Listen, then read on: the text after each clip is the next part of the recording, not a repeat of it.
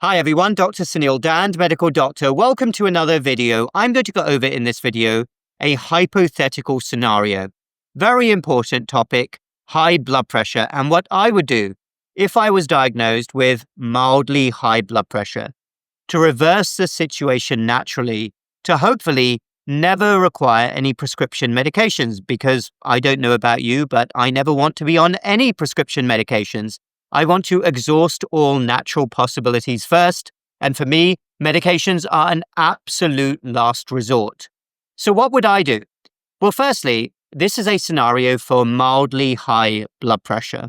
I'm not talking about if blood pressure was sky high and at an emergency level, but let's just say that my top number, systolic number, was in the 120s to 150s, and there were only one or two readings at this level. And my doctor was telling me to possibly start a blood pressure medication, an antihypertensive. Now, this is not direct medical advice to anybody out there. Of course, everybody is unique. I am talking about what I would do with a few isolated, elevated systolic or even diastolic readings. And the statistics on high blood pressure are absolutely astounding. It is estimated that 50%, yes, half of the entire adult population of the United States, and I think the UK is at the same level, have high blood pressure, hypertension.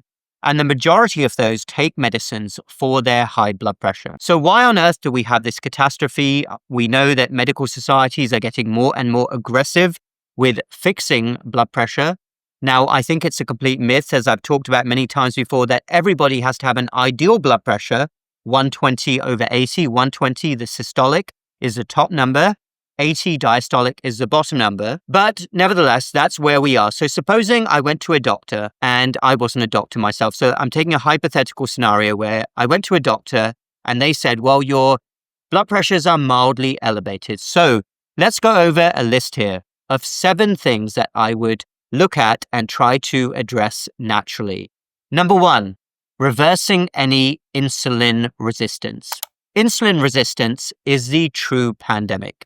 And the vast majority of people nowadays, due to suboptimal lifestyle, have insulin resistance. And I've talked about this many times before. I don't want to sound like a broken record here, because I have talked over and over on how anybody can reverse insulin resistance naturally. And I'll include a link down below. But in a nutshell, insulin resistance means that anybody's insulin levels are high because usually they've had a suboptimal lifestyle, a diet high in carbohydrates, processed foods, sugars, constant insulin spikes, and people become insulin resistant.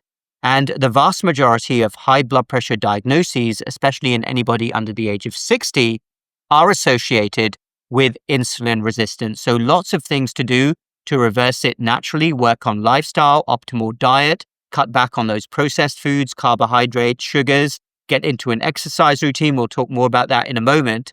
But the diagnosis of insulin resistance, I want you all to understand, isn't what the medical establishment thinks. Now, the medical establishment classically looks at HbA1c or fasting glucose level. But there are other tests, including the HOMA-IR,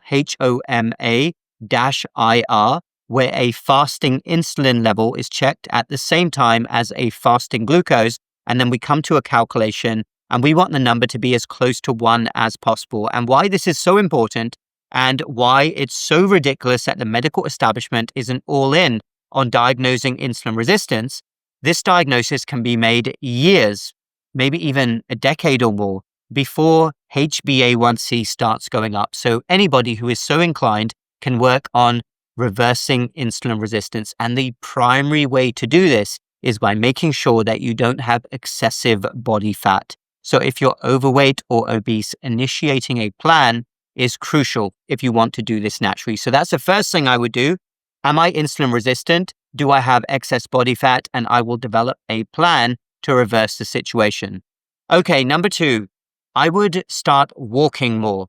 The vast majority of adults in the United States, UK, many other countries with similar cultures don't walk anywhere nearly enough. The amount that we walk nowadays as a society is way less than our grandparents and great-grandparents. So simply walking is fantastic. There's other effects of walking as well. Stress relief would be one. But I would simply walk much more. So I'm not a fan of arbitrary numbers. I know people quote 10,000 steps a day. Personally, right now I get closer to 20,000 steps a day, but the vast majority of people who are diagnosed with high blood pressure aren't getting enough steps a day. So what can you do? Can you park further away from the grocery store entrance? There's no rule that you have to park as close as possible. Walk a bit further. Can you take the stairs instead of the elevator? Can you go for a walk after meals? In fact, walking after meals is excellent for improving insulin sensitivity, but simply walk more because most people don't do that. And it's a very simple thing that can really help with lowering blood pressure. And there is evidence behind that as well. Okay, number 3, I want you to have a realization of how stress could be causing elevated blood pressure. I know it's a cliche. Oh, that person's stressed. They have high blood pressure. Yes, and that is for a reason. It's been known for decades, maybe even longer, that if you're stressed, you're going to have high blood pressure. Those elevated stress hormones, cortisol and adrenaline, are basically hormones which deliberately increase your blood pressure. It's the fight or flight reaction necessary for survival of the species. But the problem with modern day toxic mainstream culture is that people's stress hormones are elevated constantly for a number of different reasons. It might be something to do with work, something to do with family, something to do with anybody's expectations being out of line with reality. It may even be from watching too much mainstream media, which is of course deliberately designed to get you hooked and get your dopamine receptors going. But do you think that the mainstream media, do you think that your screen, the algorithm sends you good stuff? Of course not. They send you things that they know you will click on and get engaged with. That's how they get you hooked. So if you're attached to your screen too much and reading stories that are not to your liking, remember that the algorithms are doing that. But I want you to think very carefully, what can you do to relieve stress in your life? This is unique to anybody out there. Personally, for me, a great stress relief, this works every time, is go to the gym, have an intense workout. That works for me every time. I come out feeling $1 million. But what is it for you? Is it a walk in nature? Walking again, great. Is it meditation? Is it watching your favorite comedy show on TV? Is it a hobby? Spending time with family and friends? Whatever it is that works for you, I want you to try to do it every day. Even if it's only for 20 minutes, that 20 minutes spent lowering your stress hormones can do you a lot of good. And speaking of reducing stress and relaxing, one thing that also always works for me is a nice cup of tea.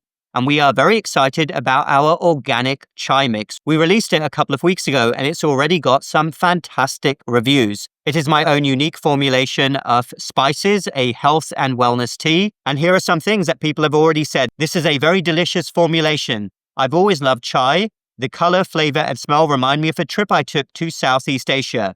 Another one here, my wife and I are tea snobs, and we have access locally and online to a wide variety of premium teas. Suneel's chai tea is the best chai we've found. It has a deep, complex flavor that evokes the mysterious Orient. That is so good to hear. We deliberately formulated this as a health, wellness, and relaxation tea.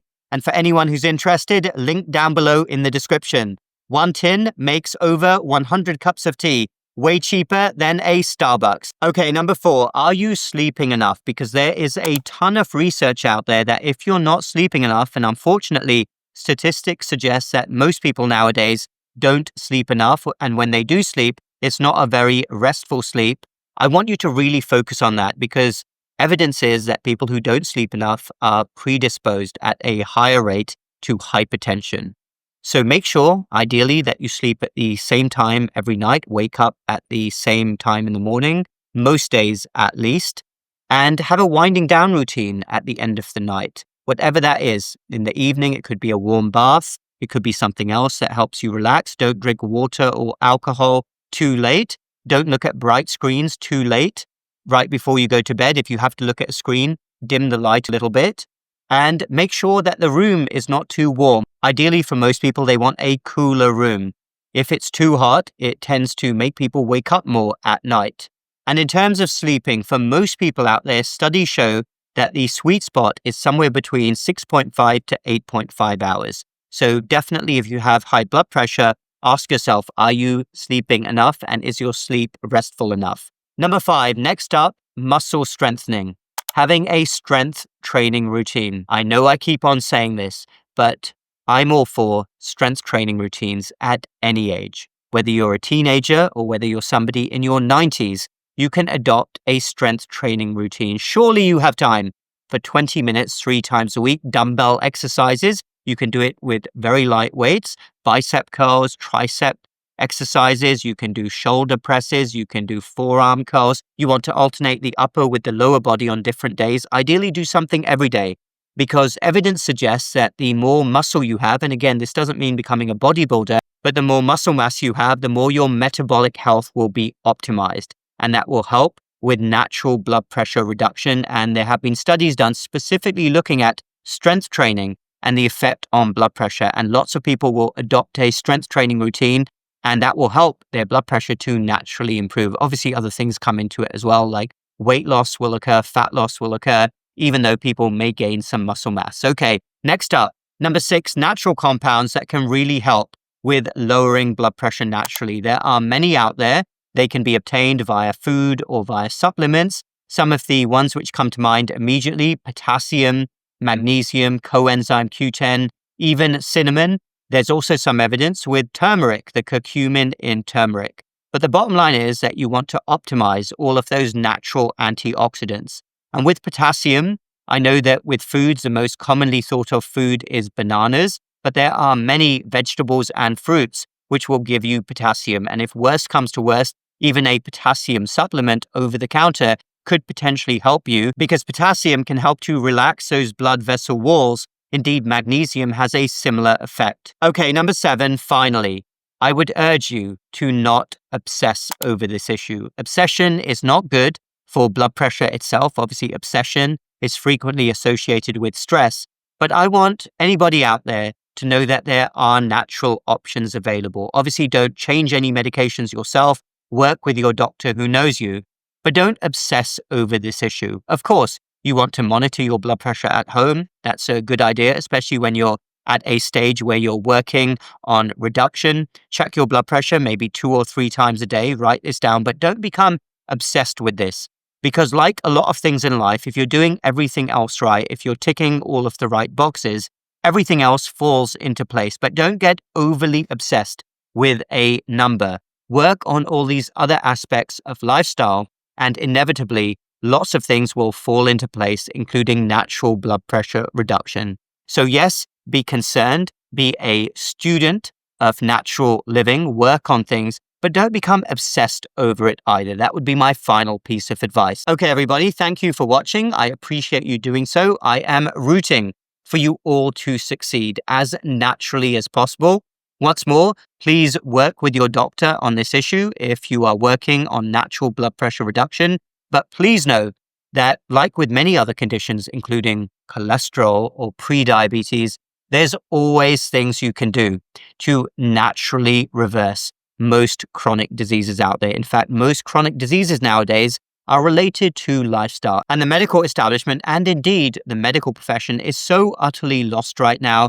They are so focused on pharmaceuticals. They have aligned themselves with other interests within the medical industrial complex. And nobody is talking about these basic common sense things. And I truly believe that if the medical profession promoted these issues more, and of course had more time with patients, most people would want to go down this route. Some wouldn't. Of course, for some people, a pill is the easiest thing to do, but pills actually don't fix the upstream problem. They don't work on the insulin resistance, the inflammation, all of the other things that went wrong before the blood pressure went up. It is far better to work on root causes. Please always know that. And please know, again, that for most things out there, there are lots of natural things that can help. Thank you, everyone. Again, feel free to comment down below. I enjoy hearing from all of you. Check the links in the description down below for my website, all the other work I do, my natural insulin resistance reversal program, and once more, our organic chai and the rest of our natural health and well-being store. ohiwellness.com if you're in the USA, North America, ohiwellness.co if you're in the UK, Europe. If you like this video, please hit the like button. Please subscribe for more similar videos in the future. If you're not already subscribed to this channel, why not? Also, do subscribe to my free newsletter. All of those links down below in the description. If you enjoyed this video, you will also enjoy some of my other videos on how to naturally optimize metabolic health. My best wishes to all of you, and we will speak again very soon.